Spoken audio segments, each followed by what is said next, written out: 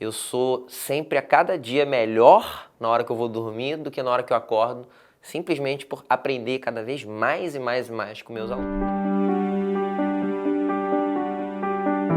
Então eu não fui daqueles alunos mais tranquilos, não. Eu demorei um tempo até me descobrir. Na escola eu era muito hiperativo. Não era que eu era aquele aluno que tocava o terror, não, apesar de eu ter as minhas passagens aí. Mas eu era principalmente hiperativo. Não parava quieto, queria falar o tempo todo, perguntava muito. Mas eu não vejo isso como um ponto tão ruim, não. Podia ter sido um pouco mais aquietado, mas eu acho que isso foi importante para eu despertar o interesse para muita coisa.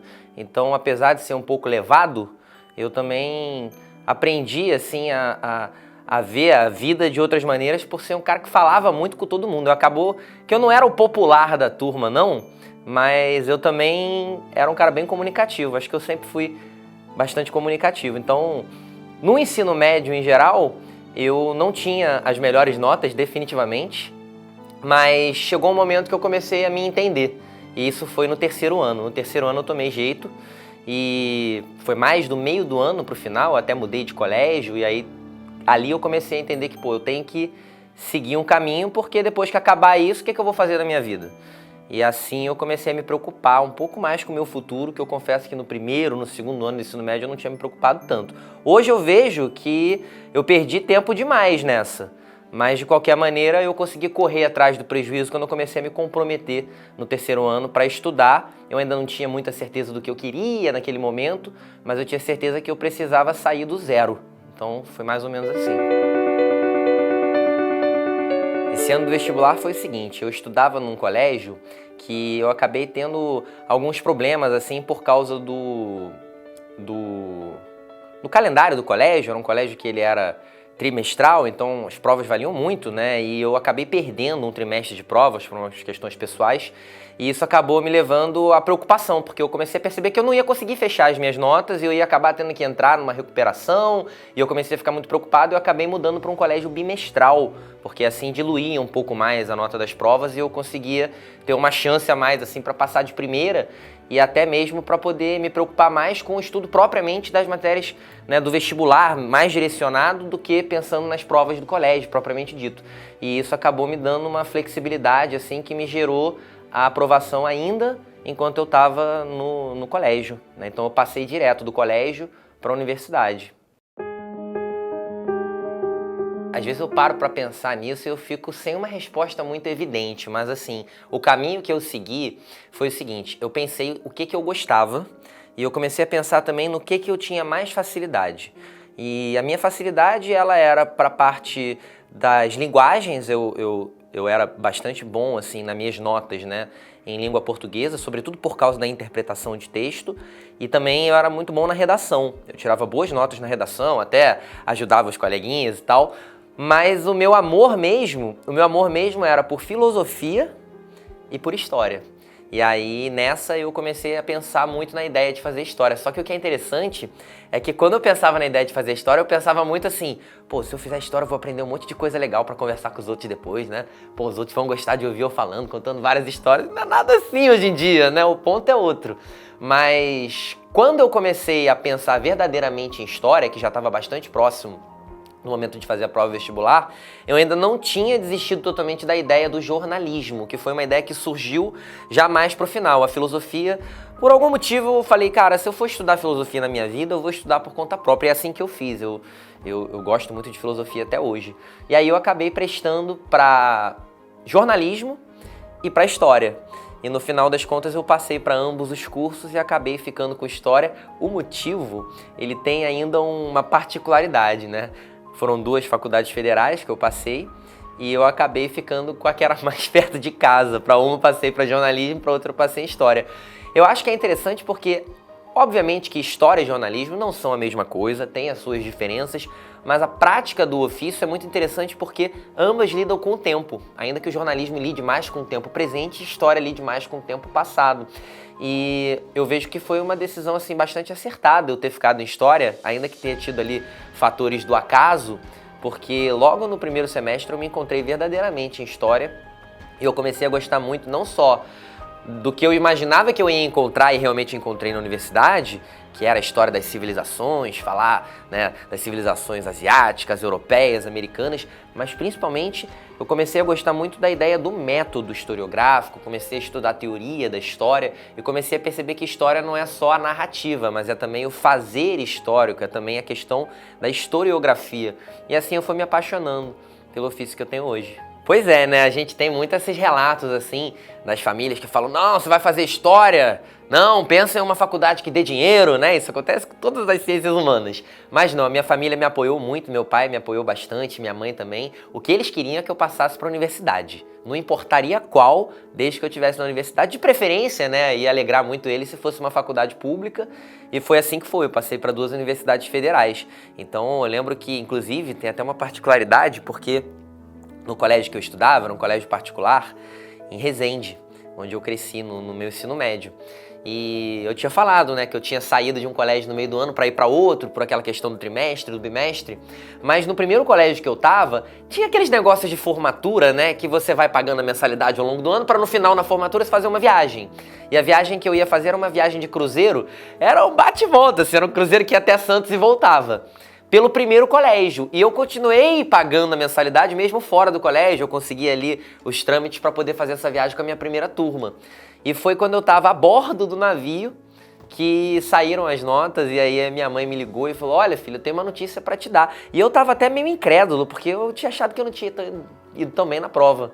E ela falou, ó, você está aprovado em 2 cursos universitários, então agora você vai ter a difícil missão de escolher qual você quer seguir. E aí eu acabei ficando pelos motivos que eu disse anteriormente com a história. A ideia de entrar em sala de aula eu devo ao meu amigo irmão, que todo mundo sabe quem é, senhor Otto Barreto, Otto Carlos, Otinho, como eu chamo ele, né? Eu entrei para a universidade, eu fiz a Universidade Federal do Rio de Janeiro, Unirio, e ele era meu veterano, né? Então quando eu tomei o trote, lembra, eu sou flamenguista, ele também, ele até me pintou de camisa do Flamengo para eu ir pedir dinheiro na rua por causa do trote e tudo mais. E ele estava já começando a trabalhar, ele já estava começando a entrar em sala de aula, o Otto, apaixonado por sala de aula, igual a mim.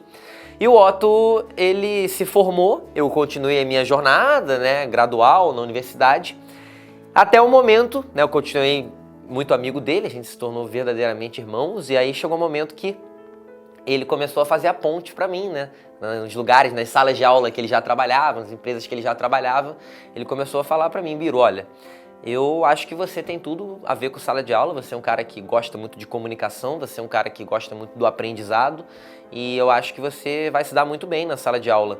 Você quer? E nesse momento ele estava se tornando coordenador de uma das empresas que a gente trabalha até hoje e com isso ele conseguiu, né, articular ali para eu poder fazer uma prova e tudo mais. Eu acabei entrando, assumindo alguns tempos, né, a gente sempre começa de pequeno, né.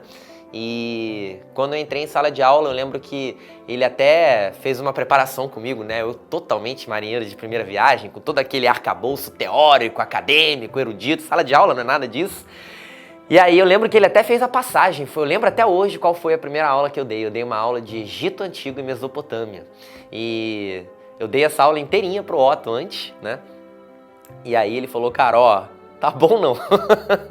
E aí eu falei, pô, mas por que não tá bom, cara? Isso daqui é assim, assado? Ele falou, para, agora tá bom. E aí ele se ligou, né, e falou pra mim, ó, você tem que falar naturalmente como quem você é. Não fica com essa pose de professor não, que isso vai vir com o tempo naturalmente.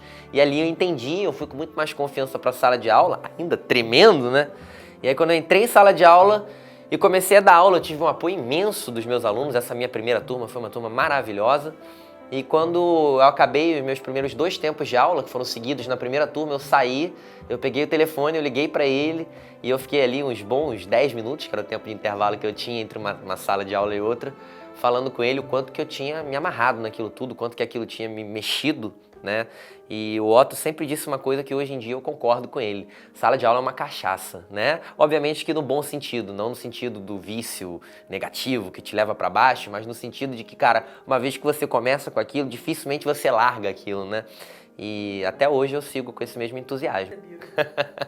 Então, eu comecei a ser chamado de Biro justamente no momento que eu entrei para a universidade. O Otto, inclusive, fez parte disso. Quando eu entrei para a universidade, eu era muito mais magro do que eu sou hoje. Eu já não sou mais tão magro como eu gostaria de ser. E eu tinha um cabelo grandão, assim, um cabelo todo encaracolado, grandão, eu não tinha muita noção das coisas. E aí os veteranos, né, eles têm o hábito de, quando dão um trote, dão um apelido, né? E geralmente eles querem dar um apelido que te tire da zona de conforto. E aí eles escolheram pra mim o apelido de Birubiru. Era primeiro um apelido mais extenso, né? Birubiru. Porque era um jogador de futebol, o saudoso Birubiru do Corinthians, que tinha um cabelão desse, então eles olharam meu cabelão e falaram, ó, Birubiru. Birubiru é muito grande, né? Então foi uma questão de tempo até abreviarem e ficar Biru. E aí eu passei a faculdade toda sendo chamado de Biru, já tinha virado apelido, mas eu falei assim, quando eu sair da universidade, eu vou começar a trabalhar em sala de aula e aí eu vou deixar de ser o Biru. Só que eu comecei a trabalhar em sala de aula com o Otto me chamando pra dentro de sala de aula. Então quando eu entrei pra dentro de sala, o Otto já falou, ó, não existe Leandro aqui. É o Biro. E assim todo mundo no meu novo emprego começou a me chamar de Biro. Quando eu entrei no ProEnem, eu já entrei como Biro aqui no ProEnem. Pouca gente sabe que eu me chamo Leandro. E aí eu acabei engolindo esse apelido que hoje em dia eu levo comigo.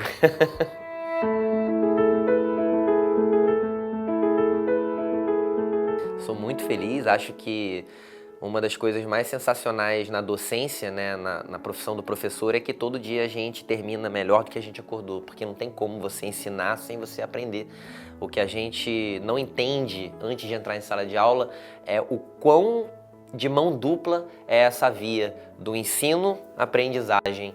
Então, eu sou muito feliz, não simplesmente por trabalhar com história, que é uma disciplina que eu amo, uma área do conhecimento que eu amo, com as humanas em geral, mas também simplesmente por saber que eu sou sempre a cada dia melhor na hora que eu vou dormir do que na hora que eu acordo, simplesmente por aprender cada vez mais e mais e mais com meus alunos. Isso é um exercício de humildade que a gente vai tendo também quando a gente desce do salto alto e percebe que a gente é muito mais horizontal em relação a quem a gente está ensinando do que vertical numa relação de poder que eu nunca fui fã. Bom, meu melhor conselho para quem está nessa época de vestibular é pensar que existe amanhã sempre e que o quanto melhor você lidar com isso, mais motivação você vai conseguir manter, porque esse pensamento do tudo ou nada é o pensamento que eu percebo em geral tirando a motivação, que é algo tão importante quanto a metodologia de estudo que você usa, que é algo tão importante quanto o comprometimento e a consistência que você leva aos seus estudos. Não adianta você ser consistente, não adianta você desenvolver uma boa metodologia se você não conseguir manter a sua autoestima, se você não conseguir manter a sua motivação. Então eu acho muito importante semear a motivação, porque como uma plantinha, a motivação ela tem que ser regada todo dia para poder acompanhar a gente de maneira saudável até o fatídico dia da prova. E eu acho que outra coisa também muito importante é entender que se comparar com os outros é algo muito, muito prejudicial para a gente manter a nossa motivação em forma.